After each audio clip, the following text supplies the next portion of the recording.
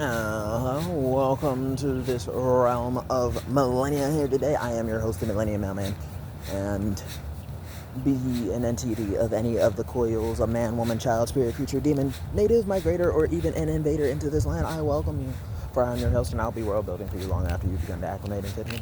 But yes, I am your host, the Millenia Mailman here today, and it is a glorious theatrical or theater Thursday. And I feel like I'm gonna really, at least for the next week or two, or maybe even three, be talking about this particular topic because it just came to mind, and I haven't really written it down yet or anything. But I'm gonna share it, right? So, without spoiling, of course, one thing I have in my book is a good number of S.C.P. Easter eggs and lore, right?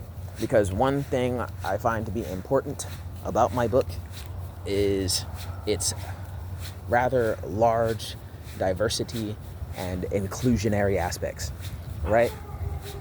Where a very, very important thing about it to me is how anything and everything can exist here in this realm of Millenia, because of the way it's structured to be fantasy-esque.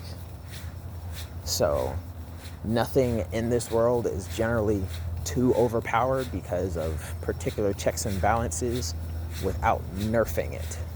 It's reasonable here and it's reasonable there. And in my review of some of the SCPs that I already know about and remember from when I did a deep dive into the secure, contain, protect lore some many years ago, when I had the time to be doing deep dives into that, I really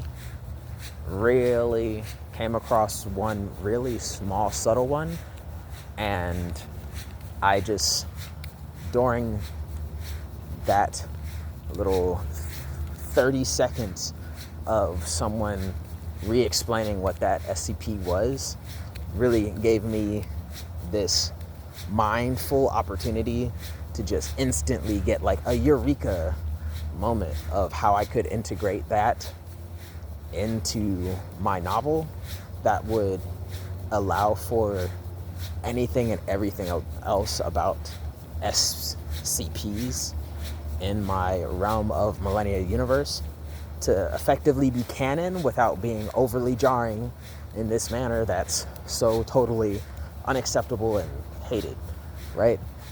Because in the real world, everything's got its little checks and balances of what makes it awesome or makes it so freaking lame, right? But I didn't want anything in my novel to be lame.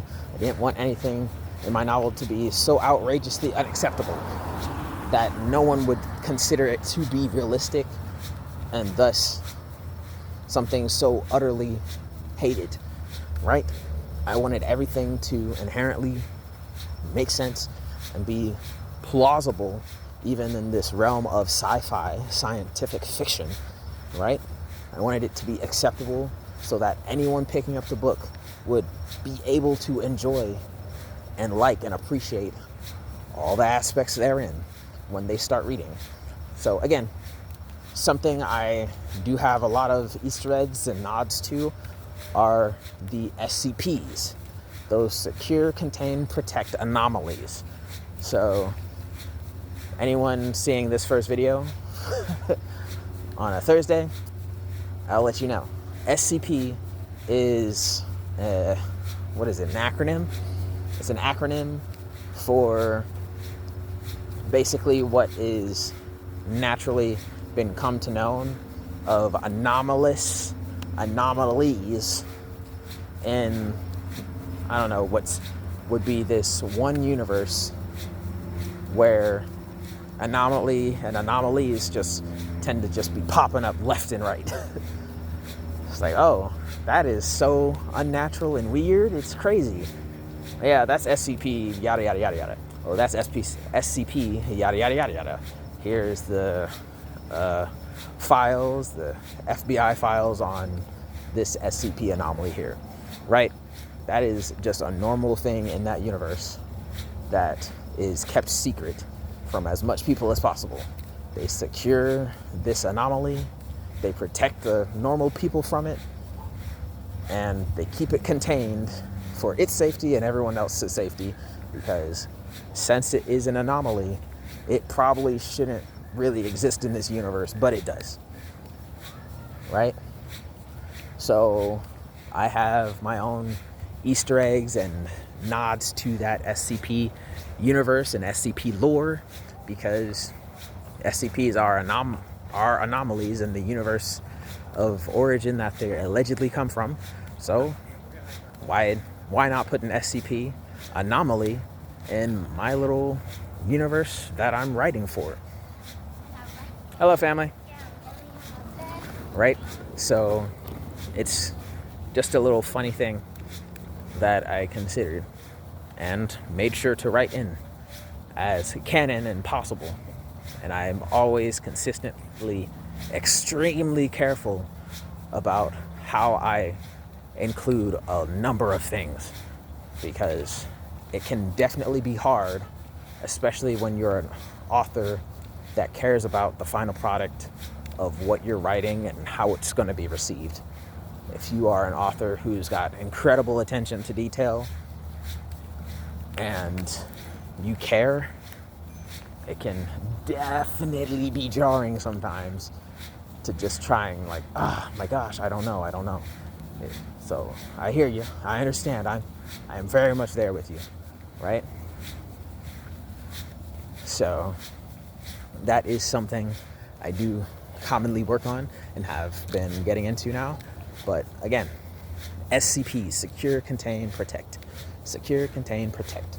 They are anomalous things that just exist in the universe that need certain procedures to contain them from making the world around them inherently weird because of interacting with the anomalous thing or people or whatever. Right? So, secure, contain, protect. The SCP, I do have Easter eggs and nods to them, but again, a particular one in my notebook that I thus hence seen pop up in my feed of videos I was watching during the day just gave me like this eureka moment. I can add this guy into my novel. And because I'm adding this guy into my novel, it will thus make all the other ones make a bit more sense. This guy is going to make all the anomalies make sense, and by extension, make any inconvenient inconsistencies I have in my books also make perfect sense and just be totally fine. So, the SCP I'm talking about is one of the SCP-001s, where even in the SCP community of people who write down ideas on what things and creatures could be considered anomalies in any universe, everyone kind of debates and disputes over what would be considered the number one SCP, right? The number one or the very first anomalous entity. Everyone has their own arguments and debates about it, right? So the SCP I'm thinking about and am definitely gonna be putting lore into is going to be one of those what is the word? One of those options for what the 001, or also known as the very first SCP, right? It is the very first one. In my realm of Millenia, it is effectively the prototype or precursor S.C.P to what I do to, or have done to, include all the S.C.Ps and all their little Easter eggs into my book. Because of right now, to my knowledge, no one actually owns the right to S.C.P, and that allows everyone to talk, debate, and discuss about all the S.C.Ps in the S.C.P community. It is because no one owns it that everyone has the ability to come together and talk about them. So naturally, I'm putting S.C.Ps in my book. I'm naturally going to leave myself a way out and call them a bit different things and refer to them a bit differently for like legal reasons. The same way I'm not going to ever say, oh yeah, at Disney Park, the main character here did this and that. That's just dumb and ridiculous. That's just in case, for copyright reasons, there'll be some things I will naturally change, but I will inherently keep all the best things for all the people who got to understand and know about S.C.P.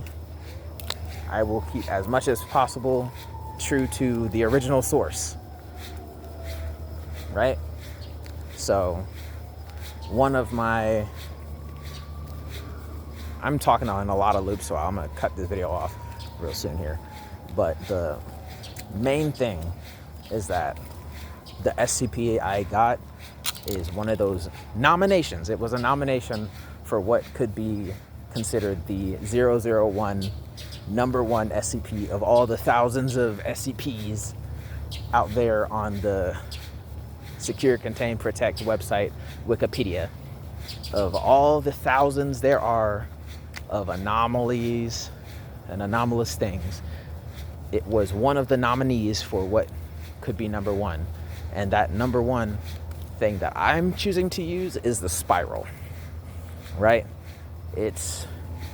And the spiral path, as the S.C.P Wikipedia will tell you, is actually just a path over in Wisconsin where you step onto this path and you look one way, it's forever spiraling upwards. And if you look the other way, it's forever spiraling downward.